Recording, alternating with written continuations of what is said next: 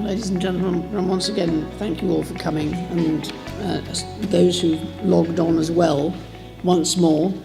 And I hope you all find the forum is exactly that, a forum where you can come and discuss and ask questions across a very wide range of specialties and interests. But may I, at this moment, thank our sadly absent chairman, Tim Brigstock, for his continued chairmanship. He does it pretty well online as well, of this, the 32nd National Equine Forum. He and the committee are absolutely crucial to making this the event it is, and they put a lot of work into it. So we look forward for him being back next year. But my congratulations and thanks go to Vice Chair Pat Harris and all the committee members and our speakers for making this such a series of positive presentations, and to thank all of you here on Slido for making those discussions very much part of the forum's contribution to knowledge and the spread of. But it's not just knowledge, is it? It's the ability to just feed in things that concern, that make life difficult. You kind of goalpost moving time. Will somebody please tell me where the goalposts actually are and what it takes to manage your life more effectively? All of that is here, I think. And without our sponsors, supporters, corporate friends and friends, actually we wouldn't be here at all. So for their continued support and interest, I'm very grateful. But I hope it's a two-way street, this, that many of our sponsors and corporate sponsors and friends also gain a huge amount from the forum. And we have long-standing benefactors across all categories who I think do reflect that very wide range of knowledge and understanding. Like any activity, and particularly with horses which can go off in a number of different directions, yes, you get specialists. And sometimes the specializations get narrower and narrower. It is actually really important that we have those benefactors who understand that broad perspective is really important, and it feeds into all those specializations. You're hoping very much that I won't go through the meeting speaker by speaker, which I won't. You'd be absolutely right. But I am pleased that, although I know the Minister couldn't come, the issues that are raised continually can still be addressed, and we are making progress on. And something that underpins a lot of our discussions is equine identification. And I think we see every year how important that is for all sectors of the equine world, that making that happen has real advantages for every individual. And the manifesto supports that, because it takes the argument to the government and makes the arguments a much higher profile, and supporting them is what we hope to do through the forum, so they understand all those issues involved. To Andrew Vos and the Scottish Government, well, licensing is always an issue that people frequently attach to, say, oh, this would be good, we'll license it. This one has to be thought through really carefully. So his contribution to that debate, understanding what it means and where it's coming from, will make a real difference to how it's adopted.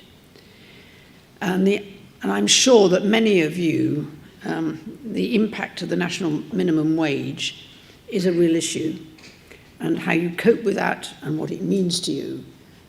It needs to be at this forum, so to give you the opportunity of examining all the impacts that has. We know that it's an Olympic year, so I hope that the update on the teams and Paris gives you something else to look forward to. I've been to World Equestrian Games in France before, and there was a ferry strike. And I had to lead the convoy via the only ferry that was running, which was a freight ferry, and everybody else flew. I hope it won't be that complicated again. Because when we arrived in Paris, and whatever it was, midnight, and the peripherique was shut. That's like shutting the M25 ring road. It was quite an interesting experience. So we look forward to that being done. I hope you found the section on environmental sustainability, which I suspect left you with a few question marks as to what it meant. Found it helpful. I think it's much more basic to the equine sector than most people realise. If you're keeping horses in any shape or form, the sustainability in environmental terms is crucial to, if license is the right word, the social license that we have. We have to show that the environment that horses live in is the right one, and it's as good as we can make it for everybody, and not just the horses themselves. Although, funnily enough, if it is sustainable in environmental terms, there's a very good argument that it'll do the horses better as well. And that applies to all the livestock they might share their grazing with. Please don't start me on that particular one, but to say that we knew a lot more about seed mixes and environmentally friendly lays in the past than we do now would not be exaggeration. And we also need to share that with trees and hedges. But just saying that is not enough. We need much better guidance on why that will make a real difference and why it will benefit the environment more than just the horses, but it will work for everybody. I think learning about the calculator, understanding what it means, being able to measure it, something you can take home and use without being very complicated and needing to pay a consultant to explain to you how it works, is very good news, because that helps you make decisions in the future. And if that means looking after your water supply better, knowing how to use renewables, does that fit into your equine field? Can you do that better? Are there ways in which you can save? All of it makes an impact. And it helps access too, I think, to if you're thinking through those things, you're also thinking about accessibility and who can enjoy the animals and the environment. Because I have a suspicion that the environment is an important part of people's idea of enjoyment.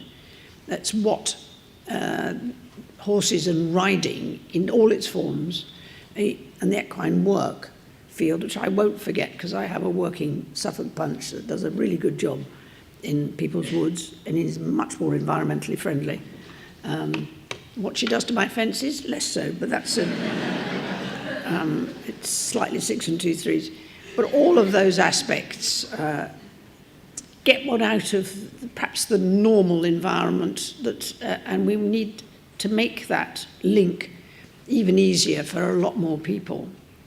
I would argue that the RDA has been doing this for a very long time. I know when I joined it, the thing I learnt above all else was that it was about individuals being given an opportunity to do something. And whether they could do it or not was more about whether they wanted to do it or not. And for doctors to make that decision for them was A, not helpful, and B, not right. The other aspect of accessibility also applies to those who really don't want to ride because they're frightened of the concept. They don't actually want to get on a horse. And the thing that embarrasses them is that you have people who they think can't cope on them at all, are much braver than they are when it comes to getting on horses. It alters the field of acceptability. So they recognise that that's a courageous thing to do, is to be on a horse, because they don't want to do that. And that's true of a lot of people. You can say what you like about accessibility and the opportunity. Why don't more people ride? That's because some of them are genuinely frightened of getting on a horse. It's a bit like those who go to sea and are violently seasick, never want to do it again. And some people would describe that as a disability. But all of that, the perspective is important, isn't it? And we know that this perspective in this forum includes not just riders in this country or treatment of animals in this country, but what happens to equids across the world and the way in which we can affect that decision-making process. And I hope you was, well, I think you were as impressed as I am what the Donkey Sanctuary with its partners in the Brook and Spana across Africa have made to come up with a decision across Africa to ban the sale of and the slaughter of donkeys. That isn't, don't underestimate for a single second just how difficult that was to achieve. So well done everybody involved in that decision-making process, and for teaching us the importance of collaboration in real time. There's a lot of discussion about collaboration today. It's really important, and as we've heard from a number of different organisations, the ability to work together and is underlined by those who are really achieving a lot. And I hope you will recognise that that is no mean achievement. And I would argue that British Horse Society and Horses for All has been doing that, collaborating with a number of partners in established schools, supporting them, giving them confidence to do more, to be more open. And it does take confidence, and I've seen that in other sports, not for lack of interest or enthusiasm and wanting to encourage more people in, but it's learning how to do it. What are the things you need to understand that make it possible for you to give those openings in different sports? That is particularly true also in sailing, which has huge scope to bring in people, huge range of different issues to deal with. And like the RDA, they don't really ask questions. They say, if you want to come, we want to be able to make it possible for you to try. The label doesn't matter. You're here because you would like to attempt riding. We want to make it possible for you to try. And if it works, we'd like you to keep going, and we will find a way of doing that. And that is accepting each individual, but it needs collaboration at all levels to make it possible to open the doors. We have our own issues here to focus on in terms of our horse welfare, and we've just been discussing the impact that has been made in the Yorkshire Show, one of my favourites, I must admit, to go to. Not an easy set of challenges, if I may say so, because you can talk about rider-horse weight ratios, and people will nod and say, yes, this is a worry, we need to do something about it. But it also comes slightly under the too difficult heading, because I really don't want to be seen to be making a decision for these individuals. And many of us will know them. In the end, you have to start somewhere, and the Yorkshire Show has been extremely good in doing that, because it's collaborated with a lot of people to explain why it's important. And I think they deserve a great deal of support and to spread the word and the knowledge across other shows. But I don't underestimate how difficult that is in a subject area which is difficult to tackle at the best of times. But wrapped around with horse welfare, it is a discussion we need to have, and they make it very well.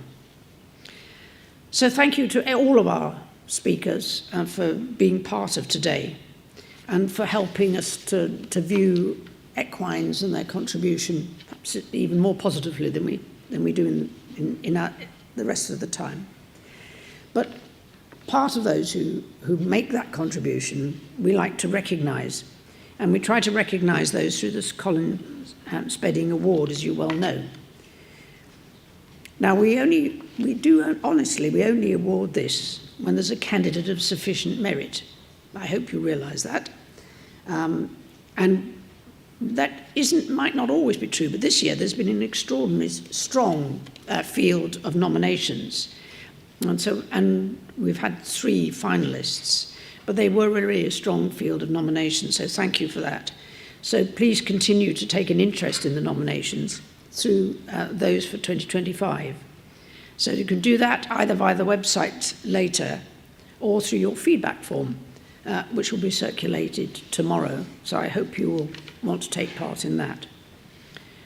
The winner receives a certificate of recognition, but also, of course, a bronze of the stag beetle. which is theirs only for a year. But that award is made in memory of Sir Colin Spedding, late chairman of the Forum. Rather more importantly, the chairman of the Forum who basically created it and drove it and made it what it is today. So now can I invite Jim Eyre, who's the organising committee member, to read out the citations for the Sir Colin Spedding Award.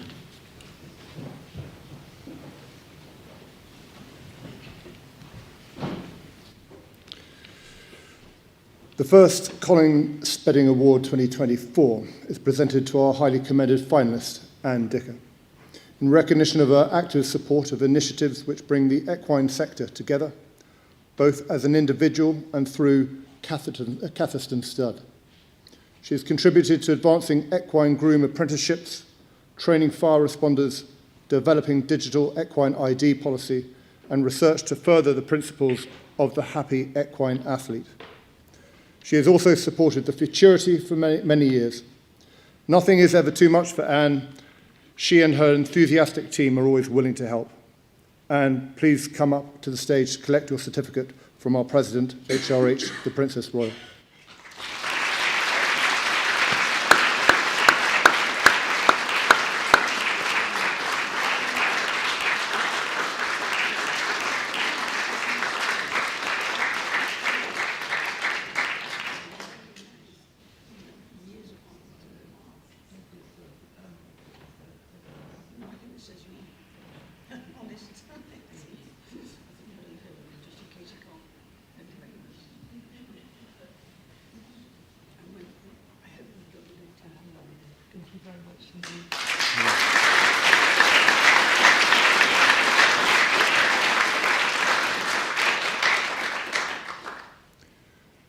The first of our joint winners of the Sir Colin Spedding Award 2024 is Amanda Stoddart-West, in recognition of her dedication to equine welfare through putting initiatives in place at the Great Yorkshire Show, including a rider weight limit, changing warm-up rules, raising participation age levels for foals, ensuring adherence to rules on sensory functions, and the introduction of welfare stewards. These advances have often been challenged, yet Amanda has stood firm in her application of such principles, and because of her efforts, these are now being widely adopted across other shows. Amanda, please collect your bronze.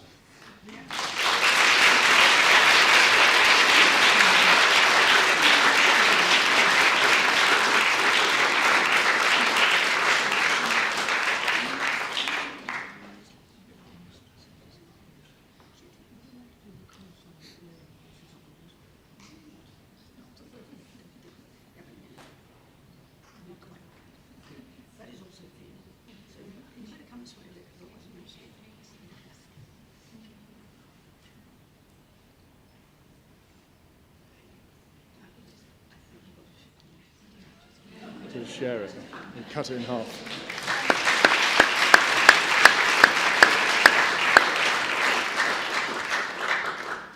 The second of our joint winners of the Sir Colin Spedding Award 2024 is Kirsty Withnall, in recognition of her tenacity and perseverance in bringing to justice those responsible for causing unnecessary suffering to animals. Most notably, she has been the linchpin in many large-scale operations where coordination and cooperation with numerous agencies has been vital in securing safe and efficient rescue for equines and other animals. Her diligent collection and collation of evidential material has led to successful prosecutions and the reduction of future cruelty.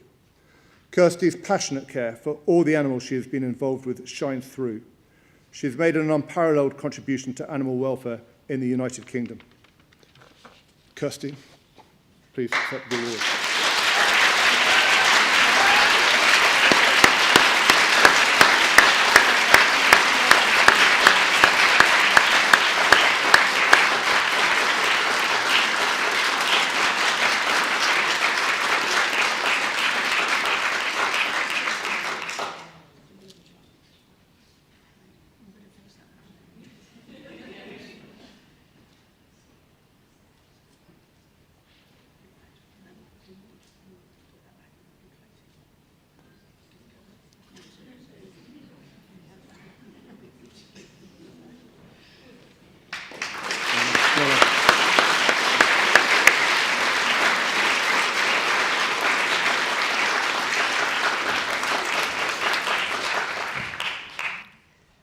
Congratulations to all the award winners, very well deserved. And I'd like to give my and the Forum's thanks to Her Royal Highness for her comments and her ongoing support. Now, there are a few things to mention before we finish, but first I'd just like to remind you to remain seated until our President has been escorted from the lecture theatre, just at the end of my few words. So, as was mentioned, all of you will be emailed a link to the online feedback form, and that is everyone, including those who've registered on the live streaming, so you can't get away from it. And please do fill it in. It is going to be hosted on Smart Survey, and it will arrive, we hope, tomorrow. And also, very importantly, remind you that the date of our next, the 2025 forum, is on the back of your programmes, and it is Thursday, the 6th of March. So put it in your diaries now, don't forget. And do keep an eye on our website and social media channels for updates, and make sure that you are or ask to become a subscribe to our mailing lists in order to receive updates. I think before we finish, we really should thank everybody who's assisted us today, and that includes the assistants which are listed on your delegates list, those that are here and those who are up and remotely assisting with our social media coverage.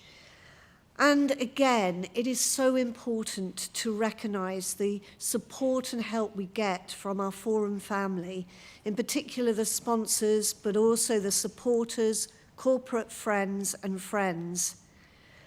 And then I'd like to take this opportunity to thank the organising committee, because they give so much time and help, assistance, input into making this forum a success. But to be honest, we really should take a moment to thank, on behalf of all of us present, and those, again, you can do it remotely, I'd like us to thank George for her amazing work on behalf of the NEF, making this such an organised, and so can we just have...